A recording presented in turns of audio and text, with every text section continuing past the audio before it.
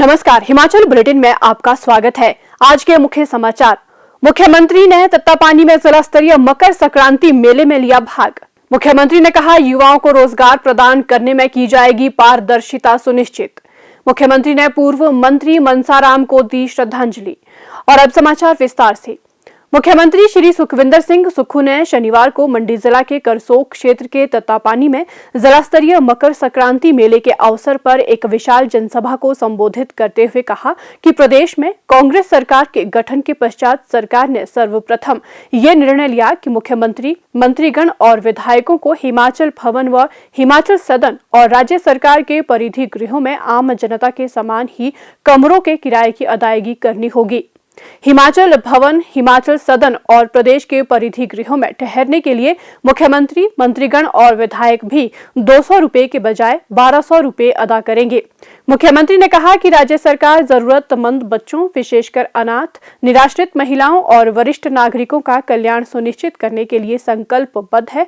उन्होंने कहा कि मुख्यमंत्री के रूप में शपथ लेने के पहले ही दिन शिमला के बालिका देखभाल संस्थान टूटीकंडी का दौरा किया और ये महसूस किया कि निराश्रित बच्चों, महिलाओं और वरिष्ठ नागरिकों के लिए अभी बहुत कुछ करने की आवश्यकता है। मैं उन बालिका आश्रम के पास गया, उन प्यारी बेटियों से हमने कुछ सीखा और एक फैसला किया कि जिसके मां नहीं होती, जिसके पिता नहीं होती, वो कैसे जीवन यापन करते।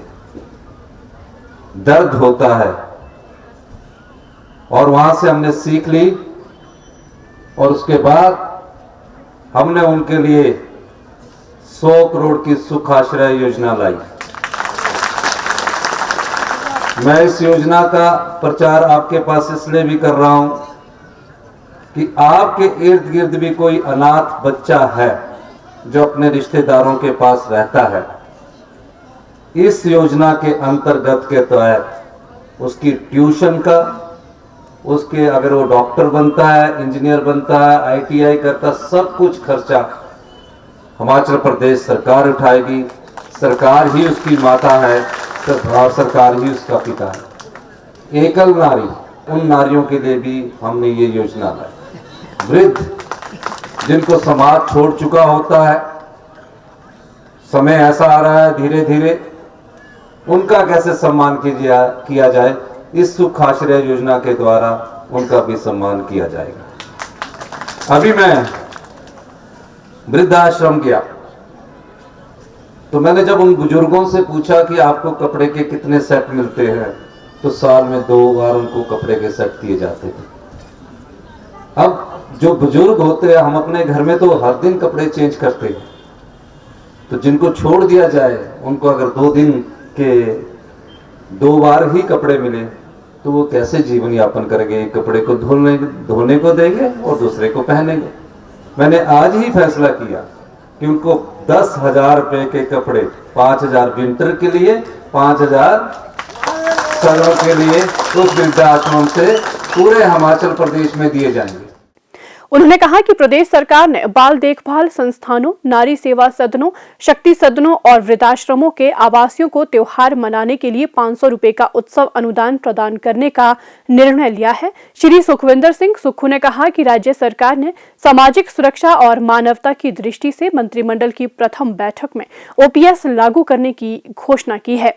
उन्होंने कहा कि राज्य सरकार के इस निर्णय से राज्य के 1,36,000 से अधिक NPS कर्मचारी लाभान्वित होंगे। पहले ही कैबिनेट में हमने जो वादा किया था, कांग्रेस पार्टी ने, हमारी सरकार ने जो वादा किया था, उस वादे में हमने 10 गारंटी योजनाएं रखी हुई थी। उसमें पहली गारंटी योजना क्या थी? OPS थी। जो सरकारी कर्मचारी, अधिकारी इस हिमाचल प्रदेश की विकास की गाथा लिखते हैं, शिक्षा संस्थान बनाने में उनका योगदान होता है, सड़क बनाने में उनका भी योगदान होता है, पुल बनाने में उनका योगदान होता है। हमने कहा हम उनको ओल्ड पेंशन स्कीम के तहत लाएंगे। इसका मतलब ये नहीं है कि हम उनको मॉनेटरी बेनिफिट देना चाहते हैं, हम उनको सामाजिक सुरक्षा प्रदान करना चाहते हैं ताकि वो आने वाले समय में अपना जीवन यापन बुढ़ापे का अच्छी तरह से कर सके। मुख्यमंत्री ने कहा कि पिछली भाजपा सरकार के कार्यकाल के दौरान पेपर लीक घोटाला चरम पर था। उन्होंने कहा कि राज्य सरकार ने सत्ता में आते ही कर्मचारी चयन आयोग हमीरपुर में चल रहे पेपर लीक घोटाले का पर्दाफाश किया और मुख्य आरोपी को गिरफ्तार किया। उन्होंने कहा कि राज्य सरकार ने तत्काल प्रभाव से आयोग के कामकाज को निलंबित कर दिया है। उन्होंने युवाओं को आश्वस्त किया कि सरकार उन्हें रोजगार प्रदान करने के लिए पारदर्शी और निष्पक्ष अवसर सुनिश्चित करेगी। श्री सुखविंदर सिंह सुक्खू ने कहा कि चुनाव के दौरान राज्य में 1 लाख रोजगार के अवसर सृजित करने के लिए कांग्रेस पार्टी द्वारा किए गए वायदे को पूरा करने की रूपरेखा तैयार करने के लिए एक मंत्रिमंडलीय उप समिति का गठन किया गया है। उन्होंने कहा कि राज्य सरकार प्रतिदिन 10 लीटर गाय का दूध 80 रुपए प्रति लीटर की दर से और प्रतिदिन 10 लीटर भैंस का दूध 100 रुपए प्रति लीटर की दर से खरीदेगी।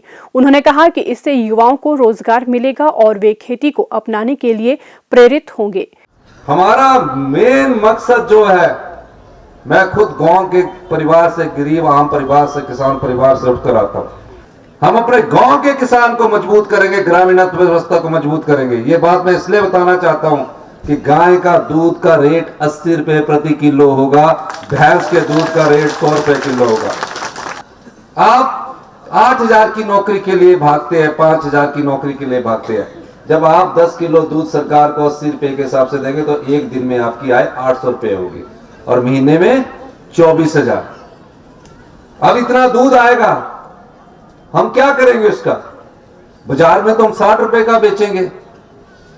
हमें उससे मकसद नहीं है, हमें मकसद ग्रामीण अर्थव्यवस्था को मजबूत करने से है, ताकि जितना खर्चा एग्रीकल्चर डिपार्टमेंट में हो रहा है, एनिमल हस्बेंड्री में हो रहा है, प्राकृतिक खेती के माध्यम से हो रहा है, उस ढंग से हमने अंदाजा लगाया। तो हमने कहा ये डायरेक्ट सब्सिडी में हमारे डायरेक्ट परिवार के पास पहुंचेगा। इस योजना को हम पायलट प्रोजेक्ट की तरह पहले एक डिस्ट्रिक्ट में लागू करेंगे और फिर पूरे प्रदेश के 12 डिस्ट्रिक्टों में लागू करेंगे। मुख्यमंत्री ने पिछली भाजपा सरकार पर प्रदेश पर 75,000 करोड़ रुपए के भारी कर्ज का आरोप लगाते हुए कहा कि पिछली भाजपा सरकार के वित्तीय कुप्रबंधन और फिजूल खर्ची के कारण राज्य सरकार को अपने कर्मचारियों को वेतन एरियर की 4,430 करोड़ रुपए और पेंशनरों के पेंशन एरियर की 5,226 करोड़ रुपए की देनदारी विरासत में मिली है। इसके अलावा सरकार पर कर्मचारियों और पेंशनरों के महंगाई भत्ते के रूप में 1,000 करोड़ रुपए की देनदारी पूर्व राज्य सरकार द्वारा छोड़ी गई है। पूर्व सरकार ने 11,000 करोड़ रुपए का वित्तीय बोझ वर्तमान सरकार पर डाला है। उन्होंने कहा कि प्रदेश के लोगों को पता है कि भाजपा की डबल इंजन सरकार हर मोर्चे पर नाकाम रही है, इसलिए लोगों ने इसे पूरी तरह से नकार दिया। मंडी जिला के एनपीएस कर्मचारियों ने भी ओपीएस की घोषणा के लिए मुख्यमंत्री का अभिनंदन किया। वरिष्ठ कांग्रेस नेता व पूर्व मंत्री श्री मनसाराम का आज जिला मंडी के करसोग में पूरे राजकीय सम्मान के साथ अंतिम संस्कार किया गया। पूर्व मंत्री के पार्थिव शरीर को उनके बेटे श्री कृष्णराज, श्री महेश राज और श्री प्रदीप कुमार ने मुखाग्नि दी। मुख्यमंत्री श्री सुखविंदर सिंह सुक्खू, शिक्षा मंत्री श्री रोहित ठाकुर और मुख्य संसदीय सचिव श्री सुंदर सिंह ठाकुर ने करसोग पहुंचकर दिवंगत कांग्रेस नेता व पूर्व मंत्री श्री मनसाराम को श्रद्धांजलि अर्पित की। इस अवसर पर मुख्यमंत्री श्री सुखविंदर सिंह सुक्खू ने कहा कि श्री मनसाराम वरिष्ठ मंत्री थे और प्रदेश के प्रथम मुख्यमंत्री डॉक्टर वाईएस परमार के मंत्रिमंडल में करसोग से सबसे युवा मंत्री के रूप में शामिल थे। मुख्यमंत्री ने कहा कि श्री मनसाराम ने मंत्री और विधायक के तौर पर प्रदेश के विकास में महत्वपूर्ण योगदान दिया है। उन्होंने कहा कि श्री मनसाराम की कमी पार्टी और प्रदेश को हमेशा खलेगी। मुख्यमंत्री ने ईश्वर से दिवंगत आत्मा को शांति प्रदान करने और परिजनों को इस अपूर्णीय क्षति को सहन करने की शक्ति प्रदान करने की प्रार्थना की। मेरे तो पड़ोसी भी थे, तो अक्सर मेरा तो इनके साथ अपना एक प्यार वाला संबंध पहले से था, सामाजिक संबंध जो होता है। लेकिन कुछ अरसे से वो बीमार थे। चुनावों से पहले उनकी सेहत थोड़ी खराब रहने लगी और काफ़ी अच्छा समय उन्होंने राजनीति में बिताया। एक स्वच्छ छवि के और ईमानदार व्यक्तित्व था उनका। आज परमार साहब के बाद के कोई व्यक्ति बहुत कम बचे हैं। मुझे उनके निवास स्थान आने का मौका मिला, श्रद्धांजलि देने का मौका मिला। लेकिन मैं कह सकता हूँ जिस प्रकार वो पिछले कुछ समय से बीमार थे, वो कष्ट सहन कर रहे थे। हम सब लोगों ने एक दिन जाना है और यही सत्य है, जो इस संसार में आया है उसे एक दिन जाना है। लेकिन अधिक कष्ट होने के बावजूद आज भगवान ने उनको अपने पास बुला लिया। हम उनकी आत्मा की शांति की कामना करते हैं और जो उनका परिवार है उसके साथ पूरी कांग्रेस पार्टी अपनी संवेदनाएं व्यक्त करती है। हिमाचल प्रदेश की कांग्रेस सरकार भी अपनी संवेदनाएं व्यक्त करती है। हमेशा वो एक मार्गदर्शक के रूप में मुझे हमेशा मिला करते थे और बताते थे कि बेटा मैंने ये भी देखा है, ये समय भी देखा है, ये समय भी देखा। तब मैं मुख्यमंत्री नहीं था, तो मैं विधायक था, प्रदेश कांग्रेस कमेटी का अध्यक्ष था। लेकिन एक मार्गदर्शक के रूप में वो हम सबको छोड़कर चले गए। भगवान उनकी आत्मा को शांति प्रदान करे। हिमाचल बुलेटिन देखने के लिए सब्सक्राइब करें YouTube channel IPR Himachal, follow करें ट्विटर @DPRHP, लाइक करें Facebook page information and public relations department Himachal Pradesh, visit करें वेबसाइट www.himachalpr.gov.in। इस अंक में इतना ही। कल फिर होगी मुलाकात, दीजिए इजाजत, नमस्कार।